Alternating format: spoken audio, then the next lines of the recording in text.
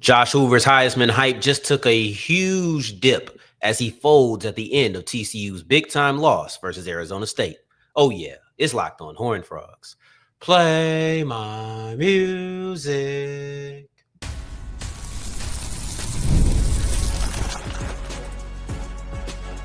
You are Locked On Horned Frogs, your daily podcast on the TCU Horned Frogs. Part of the Locked On Podcast Network, your team every day.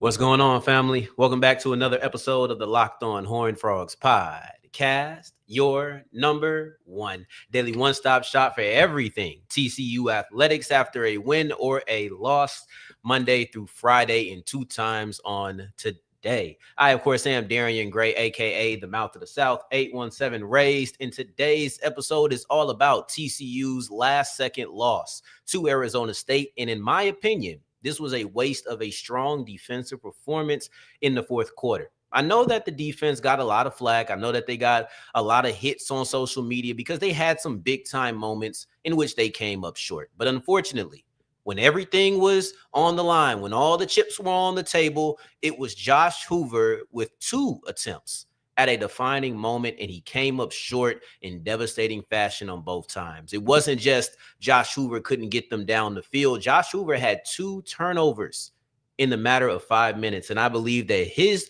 Heisman hype, as unfortunate as it seems, his Heisman hype stops there because we must understand what realism is. Realism is understanding the reality of a situation. Don't go to Merriam-Webster and quote me on that, but that's what realism is. And the reality of this situation is Josh Hoover had a lot to do to make it to the Heisman.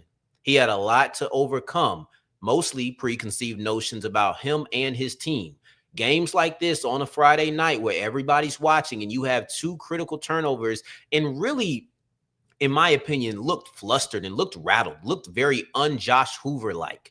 And you have those moments on that stage. These things are very memorable for any quarterback. And for a quarterback who's trying to scratch and claw his way to national recognition, this is not what you wanted. You had a head-to-head battle against Sam Leavitt, and you fell short in that. Leavitt had the big-time plays. Leavitt made the bombs. And not only that, you end the day with 3 turnovers as a whole. The stat sheet just doesn't read phenomenally. We're going to get in here and we're going to talk about this game. We're going to talk about the defense, how they performed in the fourth quarter, and why I think the offense just simply wasn't up to par, which is disappointing because that was the star side of the game. That was the star side of the game. Also, if you want a little bit of comic relief, I have some puns that my mom texted me during the game. So let's have a little bit of fun with this whole thing. But let's compare how the offense and the defense performed in the fourth quarter specifically, though we will take a look at the second half in general. TCU's offense in the second half had 2 possessions in the third quarter, and they had 4 possessions in the fourth quarter. So they had 6 second half possessions, and it was not a successful second half. They ended the day with 24 points, but you look at it, 17 of those points came in the beginning of the second quarter. It was 17-0 at one point, and Arizona State steadily walked them down. This wasn't a huge comeback. This was more like Baylor, where the game was close, and Arizona State had a clutch fourth quarter. But this is what they do. At the end of the day, when 15 minutes are left on the clock, this is when Arizona State comes alive. I knew it. You knew it, especially if you're an everydayer. TCU knew it. Sonny Dykes knew it. Josh Hoover knew it. Everybody knew it. Everybody in that stadium knew it. The last 15 minutes is when Arizona State comes alive. So you cannot discount them in that last 15. And in that last 15, I thought the defense for TCU stepped up, but Arizona State's defense stepped up more, and that was the difference in this game. So third quarter goes interception, and that was really a tough one. That's not on Hoover. That interception was not on Hoover, but it was in a scoring position. Jordan Dwyer had a drop in that situation. He did not have the game I thought he would have. Move forward. The next drive, you respond with a touchdown. That's huge. Then the fourth quarter starts. And when the fourth quarter starts, you go punt on a 3-and-out, 6 plays, -1 yards, punt again. Then you have a fumble by Josh Hoover when you're trying to go down there and win the game, and you have an interception when you have a surprisingly large amount of time on the clock. You once again have a turnover. These are not the type of plays that you want when you're trying to push for a Heisman. But you know what? Let's take away the individual side of it, because Josh Hoover and his Heisman, that's secondary to TCU and their spot in the top 25. That's gone. That's secondary to TCU's spot in trying to get into the Big 12 championship. That's much harder now that you've lost to Arizona State. You still have some big-time games coming up against an Iowa State, against a BYU. So those become even more critical because you've already lost a Big 12 matchup. You can't afford to lose another one. So the playoff hopes, the conference hopes, the individual accolade hopes, these are all gone in these last 2 minutes where you had a fumble and an interception that were both so not Josh Hoover-like. You know, we've seen the right tackle give up a pressure. We've seen Josh Hoover get sacked. We had a defensive line in front of TCU who knew what they were doing. They knew how to get to the quarterback, and they excelled at it. They won that battle. They punched TCU in the mouth, and they kept punching. But typically, don't you think Josh Hoover would have held on to that ball? Haven't you seen him in situations where it's like, oh, they're going to get him, and he just holds on to the ball? He felt rattled. He even felt like he drifted a little bit towards that sack. I'll have to go back and watch it again. But on first watch and on recollection, it feels like he drifted a little bit into that sack. Then you go into, there was a play earlier. I can't remember what drive in the fourth quarter, but you had another drive where it's like, that was almost intercepted. This was not the Josh Hoover we saw early. I don't know if the pressure got to him. I don't know what happened. But that interception, when I tweeted out, it's funny. I kept giving multiple tweets. I'm like, oh, this is Josh Hoover. This has to be Josh Hoover's defining moment. Then he fumbles. Then I say there's a second chance for redemption. He throws an interception. All in all, the way to describe Hoover's game was rattled. It was uncomfortable. It was unlike him, uncharacteristic. Those are the words I would use. When looking at Josh Hoover's fourth quarter, specifically the last two drives of the fourth quarter, I would say uncharacteristic, rattled, uncomfortable. Those are probably the three words that best describe what Hoover did in those last couple of minutes. And unfortunately, that is the story of the game, because Arizona State is a fourth quarter team. And I read what offense did. Let's see what the Arizona State offense did in the fourth quarter. They had a field goal attempt. They had a touchdown. They had a field goal, and then they kneed it out because that was the end of the game. They had and they had a turnover on downs on the first one, where they got down close. The offense was driving. I thought that the defense had a really good bend but don't break, but the field goal attempt, 6 plays, 13 yards, you already kicking the field goal. That was just poor special teams.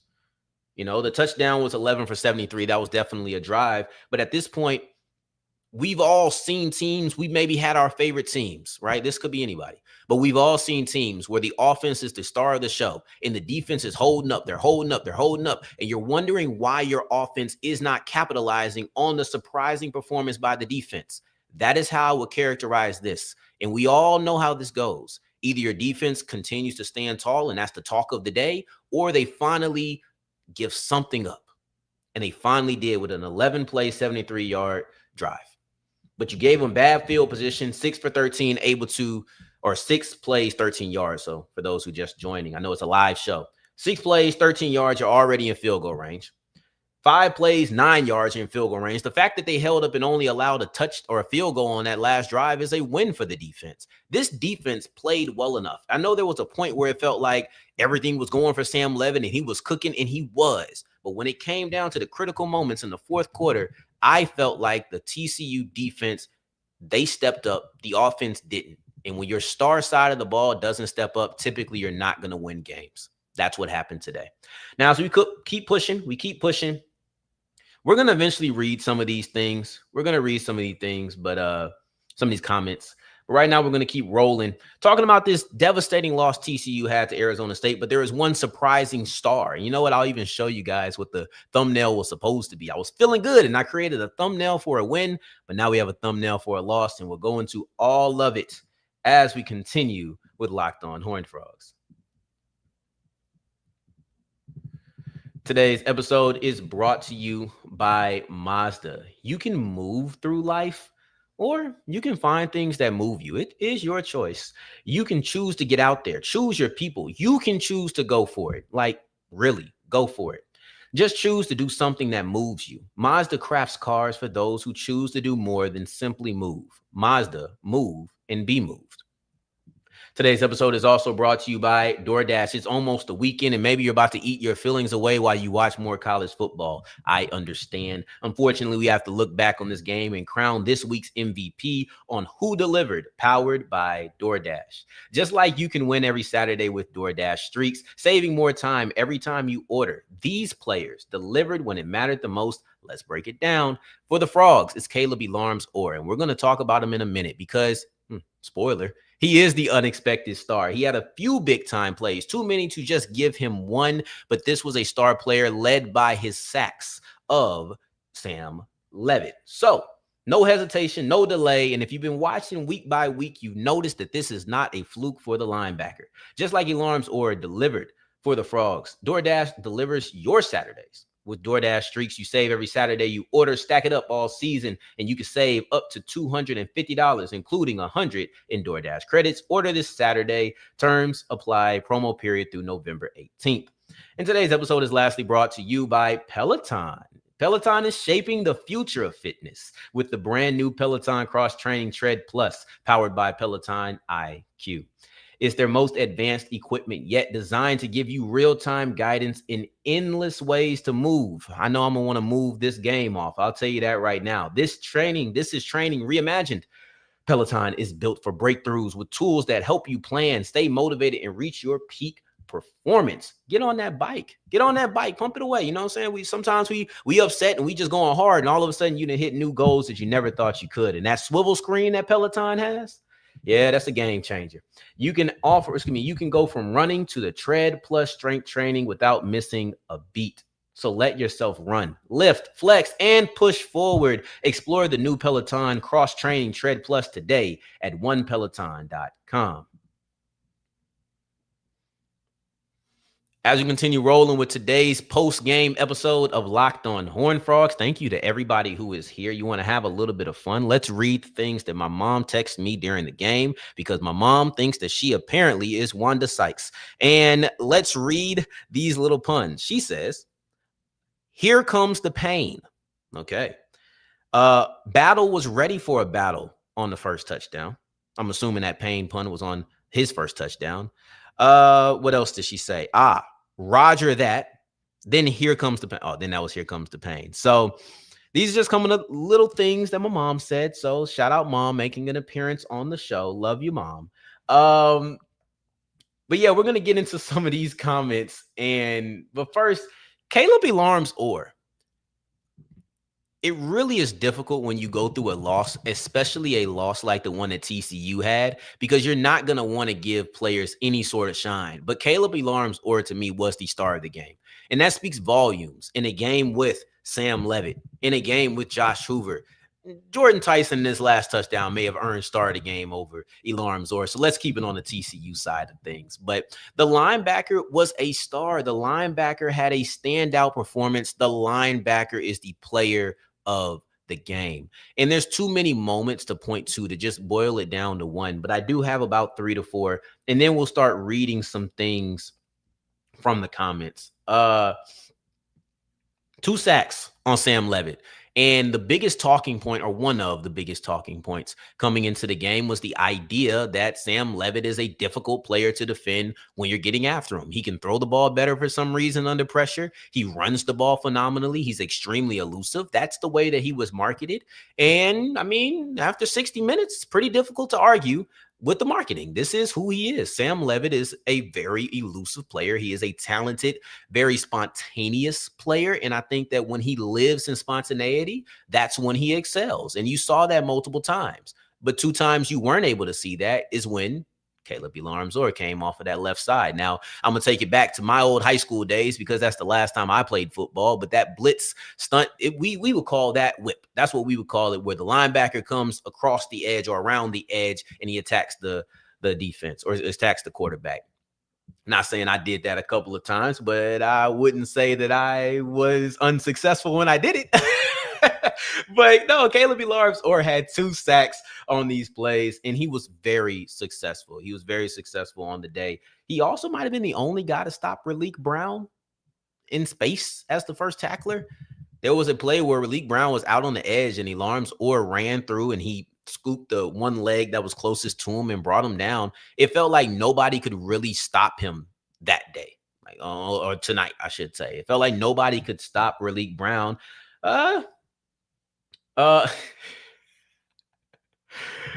Oh man, I just got a text message from the Big 12 group chat for Locked On, and they said we should have changed the thumbnail to Hoover cracked, and that's why they're better at this than I am. That's funny. Anyway, Elarms-Orr also had a pass deflection in the end zone on a critical fourth down. I know that Jamil Johnson was there, but Jamil Johnson didn't get to the ball because Elarms-Orr did. So you're looking at a player who made multiple big-time plays. He was filling gaps inside on the run game. This was a really good performance by Elarms-Orr that unfortunately was covered up by a loss. And I said that I would let you see the thumbnail, but first I have to go get it. So let's add that overlay and then I'll put it up. But I was feeling confident. I thought that TCU was going to win this game, and I had this as my thumbnail. Yeah. Kaleb Elarms-Orr, the unexpected star. And then bada boom, bada bing, we trade this thing off to a loss, and it's Hoover rattled. I should have said Hoover cracked. You're right. I should have said that, but I was thinking too fast. That being said, let's get to some of these comments because I want to share. I want to see how are we feeling. Yeah, McAllister getting hurt in the first half really did. I think it did impact Dwyer's point. Dion Lewis had a great point here, in my opinion. Great point. I projected that this will be a Dwyer breakout game. I thought that some of his failures were due to being the number one receiver, and he ended up having to deal with Keith Abney at times. And, that's why Manjack ended up coming alive. But at the same time, I don't feel like it was all due to McAllister's absence. And maybe mental, I don't know. But there was some drop passes in there that I'm just not used to seeing from Dwyer. Once again, Dion, I'm going to have to stop taking all your reads, huh? I'm going to have to write these down and get to you later. But I thought defense played well enough to win, too. There were some questionable offensive calls. Agreed. Oh, man, I'm sorry. I got to take one more for Dion. They going to think Dion my brother or something. I don't know Dion Lewis. He's just making great points. Hoover didn't play well. Didn't play well. They ran the ball better than us and managed the clock and hit Hoover just enough to rattle him. That's it, man. Tyson was Tyson. Boy, that boy is special. That Tyson boy is special. Okay? And okay, that he was special and he showed us what it was. What else? This isn't the first time the offense has just fallen off a cliff. Reminds me of the UCF game from last year. And these are tough games to win. These are tough games to win when your offense just does not perform. So let's get to this last comment, and then we're going to skedaddle. But I may try to drop some comments in, and I may read some of these afterwards and see which games or which comments I should go and make a full topic about, So if I read some things, maybe I'm just briefly addressing them right now, and I'll get to them in full depth at another time. I told you, first listen of the day, last listen of the day, and now I'm your first listen of Saturday. So thank you to everybody who's been here since the clock hit midnight, because I did record slightly before that.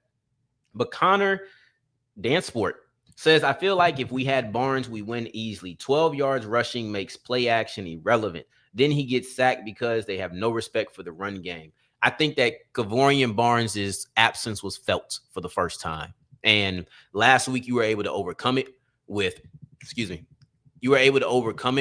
big time plays. And I thought you had some plays early in the game. I thought you had some really good physical runs towards the goal line. I thought you had physical plays, but physicality was definitely the difference of this game. But yeah, I think Barnes would have been a momentum swinger. I think that Kavorian Barnes is the type of player you needed in this game with a physical front like Arizona State. Having two lighter running backs, you have value there, but they're also very athletic. So the idea of getting to the sideline is not as valuable when you have linebackers who can run with you. You needed a guy who could go hit the hole and just kind of hammer. And I felt like TCU was missing that today, but I appreciate y'all. I didn't know what kind of turnout we would get after a loss like that. That was a fun show, though. Fun show. Y'all show my mom some love for her comments. All right. My mom's hilarious. I better show some love. Anyway, I'm gonna show you some love. Thank you, Mom. That was funny. That made my day. That was that cracked me up. All right. And I'm sure there's people over here laughing too. But in the meantime, in between time, enjoy your Saturday, enjoy your Friday. Watch Houston versus Oregon State and just enjoy another team in the Big 12 playing on a super late night like the Frogs are. But enjoy your Saturday as well. In the meantime, in between time, until the next time that we hear each other, family, take care, stay blessed. Peace.